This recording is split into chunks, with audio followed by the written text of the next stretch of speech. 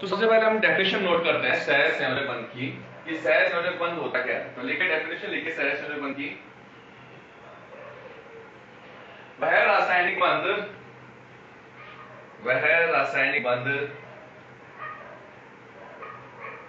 जिसमें बंधित परमाणु, वह रासायनिक बंध जिसमें बंधित परमाणु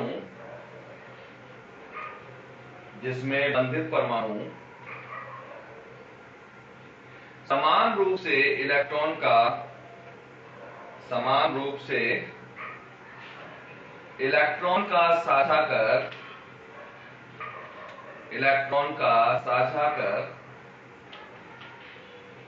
अपना अष्टक पूर्ण करते हैं,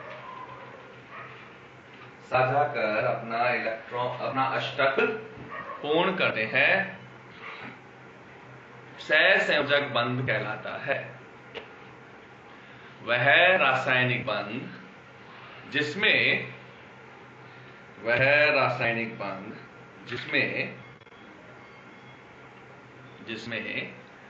बंधित परमाणु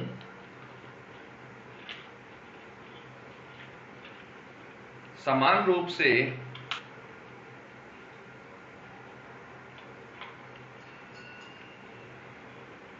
इलेक्ट्रॉन का साझा कर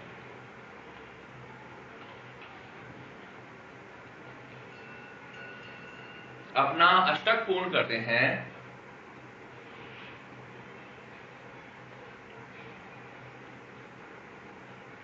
सहसंयोजक बंध कहलाते हैं।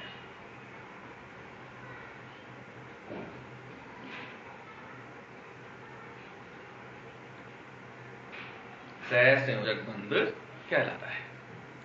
यदि परमाणु के मध्य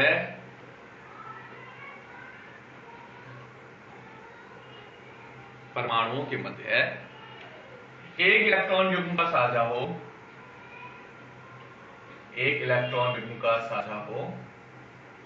तो एकल बंध, दो इलेक्ट्रॉन युग्म का साझा हो तो द्विबंध,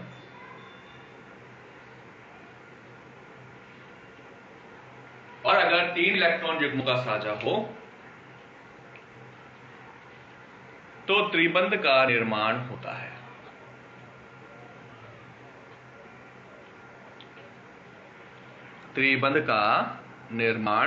है। ठीक है।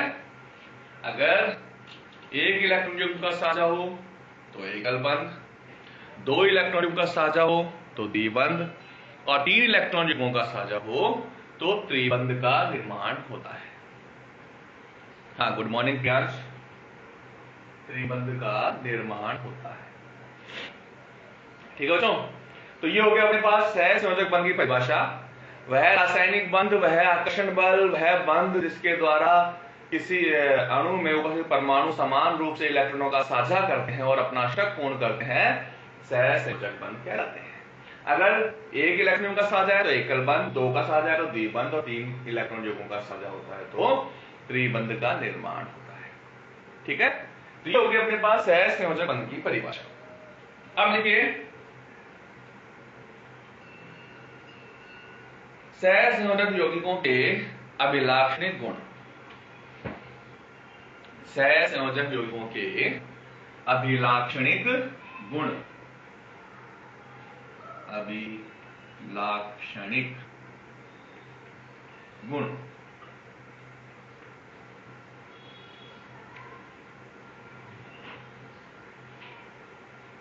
फर्स्ट लिखो भौतिक अवस्था।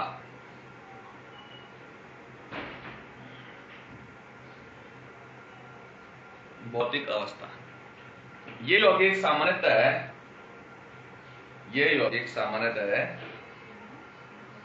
गैस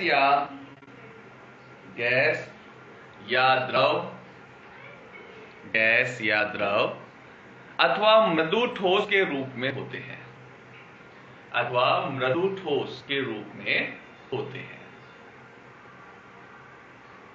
ठीक है। क्यों? क्योंकि इनका आकर्षण बल कैसा होता है, इलेक्ट्रॉनों का साझा करते हैं, इसलिए इनके मध्य जो बंध की प्रबलता है वो आयनिक बंध की तुलना में कम होती है। यही कारण है कि इनके जो यौगिक होते हैं वो गैसीय या द्रवित या मृदु ठोस के रूप में होते हैं, ठीक है ना। परंतु अपवाद है, अपवाद देखिए, अपवाद हीरा, सिलिकॉन कार्बाइड, SiO2 ठोस होते हैं।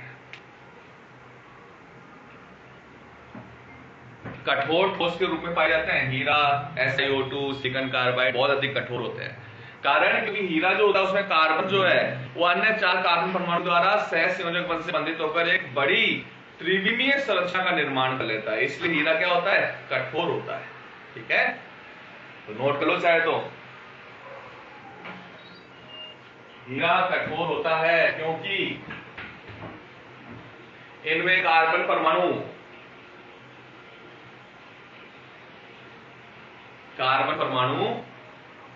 अन्य 4 कार्बन परमाणुओं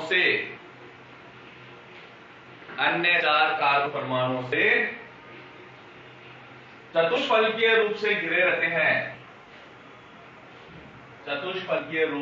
रहते हैं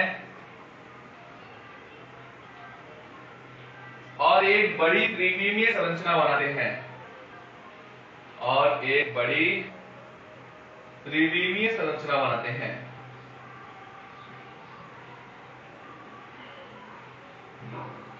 बड़ी त्रिविमीय संरचना बनाते हैं जिसका अणुभार उच्च होता है।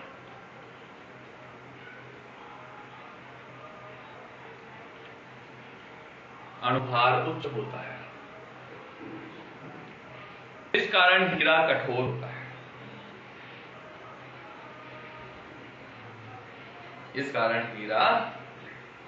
होता है। और क्रिस्टलीय संरचना के रूप में पाया जाता है। सेकंड पॉइंट लिखो। अब देखो भौतिक अवस्था है अपने पास। सेकंड पॉइंट लिखो, गलनांक क्वथनांक। अब सीधी सी बात है, अगर भौतिक अवस्था में अपन ने कहा कि कम कठोरता होती है, इसका गलनांक क्वथनांक का मान भी क्या होगा, कम होगा। तो लिखो, सामान्यतः इनके गलनांक क्वथनांक के मान कम होते हैं, क्योंकि इनके अणुओं के मध्य गलनांक क्वथनांक के मान कम होते हैं, क्योंकि इनके अणुओं के मध्य दुर्बल आकर्षण बल होते हैं।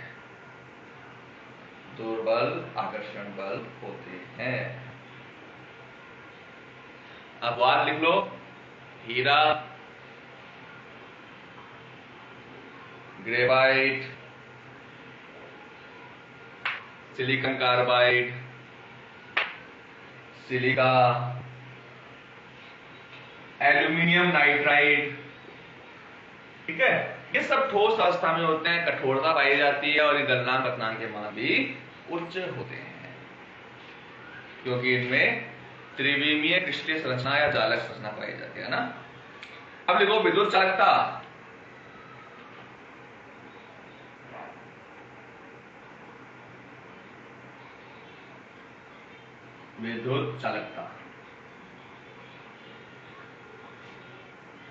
सहसंयोजक यौगिक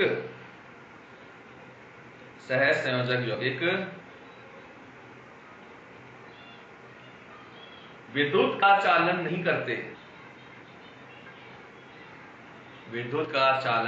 नहीं करते,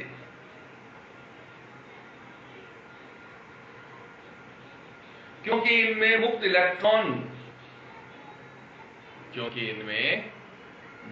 इलेक्ट्रॉन या आयन अनुपस्थित होते हैं।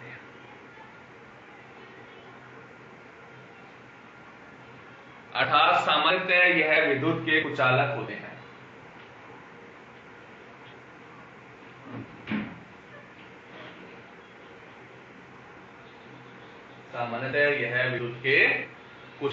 हैं।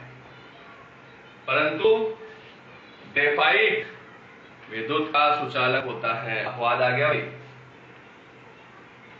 ग्रेफाइट विद्युत का सुचालक होता है क्योंकि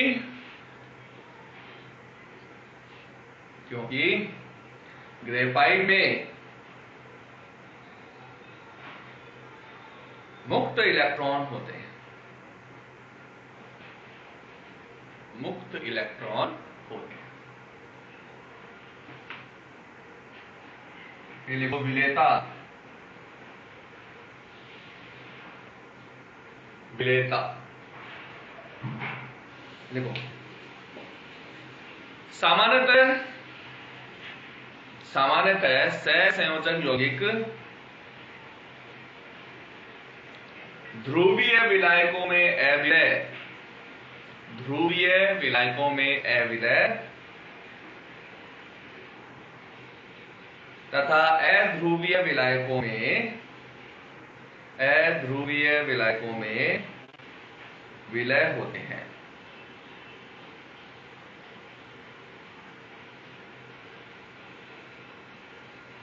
विलय होते हैं। यह समान समान को घोलता है, समान समान को घोलता है, सिद्धांत पर आधारित है।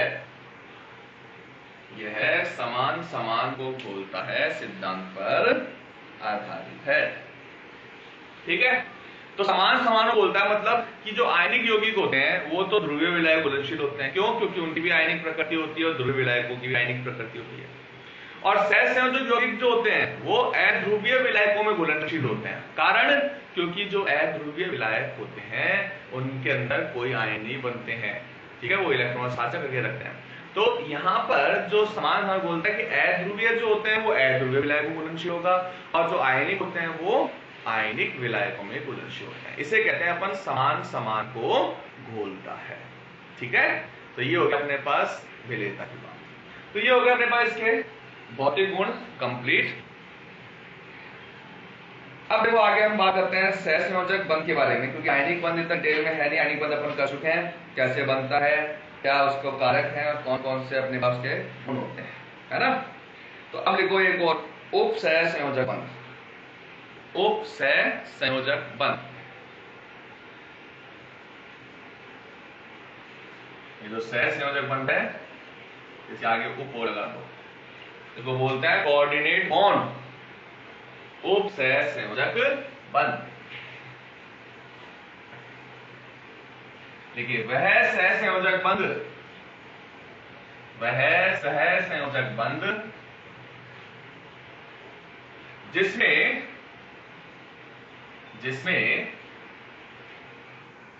साजित इलेक्ट्रॉन युग्म किसी एक ही परमाणु के द्वारा, साजित इलेक्ट्रॉन युग्म किसी एक ही परमाणु के द्वारा दिए जाते हैं, किसी एक ही परमाणु के द्वारा दिए जाते हैं और दूसरा परमाणु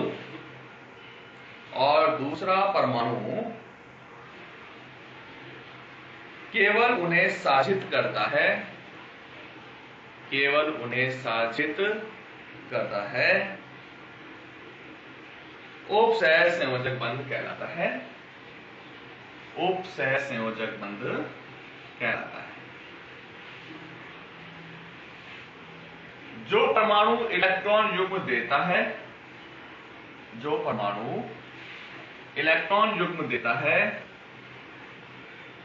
दाता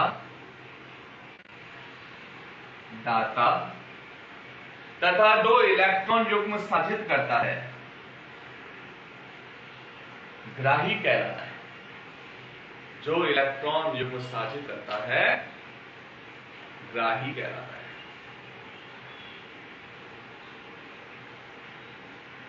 इसलिए इसे दाता ग्राही बंध भी कहते हैं,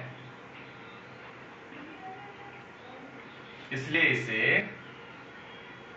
दाता ग्राही बंध भी कहते हैं। इसे तीर के निशान के द्वारा दर्शाया जाता है। इसे तीर के निशान के द्वारा दर्शाया जाता है, जिसमें तीर का निशान ग्राही परमाणु की ओर होता है। ग्राही परमाणु की ओर होता है। देखो, हमने एक उदाहरण लिया, अमोनिया। अमोनिया के पास इलेक्ट्रॉन युग्म है और एक होता है BF3, बोरोन ट्राइफ्लोराइड। हमने देखा कि अष्टक न्यून यौगिक है, इसका अष्टक पूरा नहीं है।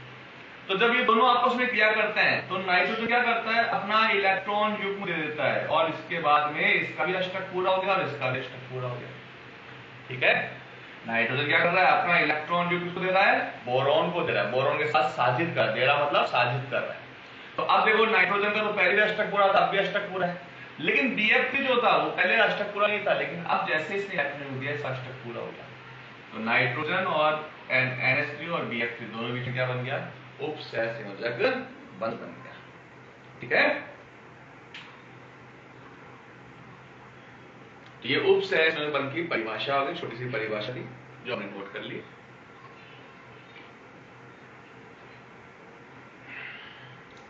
अब छोटी छोटी डेफिनेशंस हैं कुछ, तो वो नोट करो। सबसे पहले को बंध लंबाई। सबसे पहला पॉइंट क्या है, बंध लंबाई,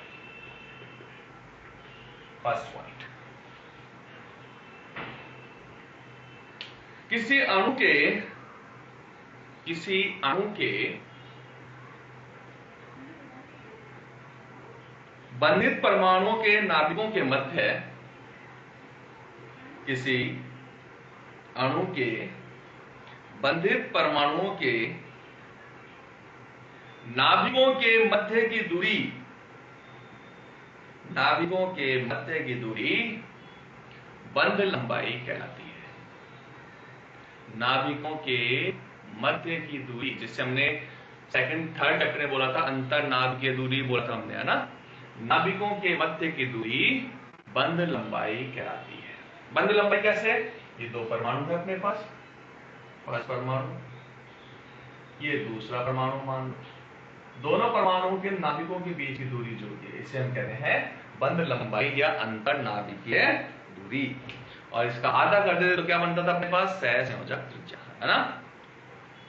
तो अब सेकंड पॉइंट को बंध लंबाई हो गई डेफिनेशन, फिर लिख आगे।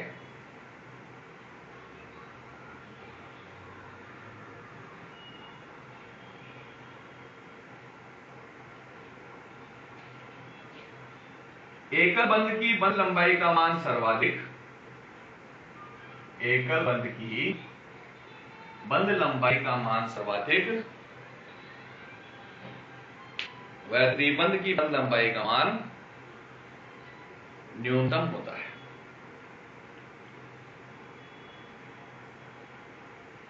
त्रिबंध की बंध लंबाई का मान न्यूनतम होता है। अतः बंध लंबाई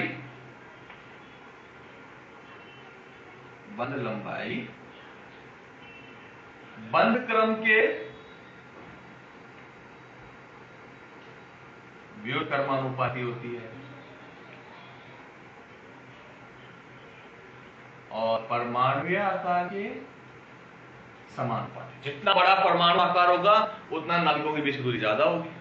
तो परमाणुीय आकार के तो समानुपाती और बंध क्रम के व्युत्क्रमानुपाती होता है।